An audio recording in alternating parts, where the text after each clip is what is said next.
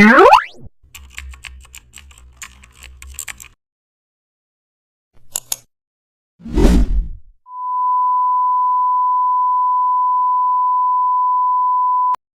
back to the channel and don't forget to like, share and subscribe for more updates.